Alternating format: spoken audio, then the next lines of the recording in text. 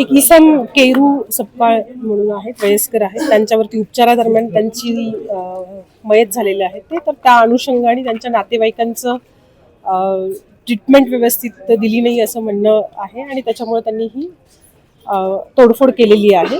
तर त्याच्या संदर्भात त्यांचं जे म्हणणं आहे तर ते आपण रेकॉर्डवरती घेत आहोत. त्यांच्या भावनांशी आम्ही सहमत आहोत, पण तरी सुद्धा जे हे ट्रीटमेंटबद्दल जे काय त्यांचं म्हणणं होतं तर त्यांनी ते प्रॉपर सांगणं आणि त्याच्यासाठी लिगल प्रोसिजर जी आहे मेडिकल कमिटी समोर त्यांचे पेपर्स पाठवले जातील आणि इतर कारवाई केली जाईल.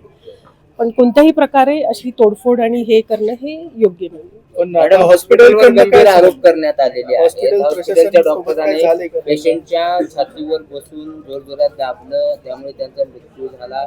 यावर काही हॉस्पिटल प्रशासनाने पोलिसांकडे काही माहिती सांगितली आहे का? काय झालं प्रकार?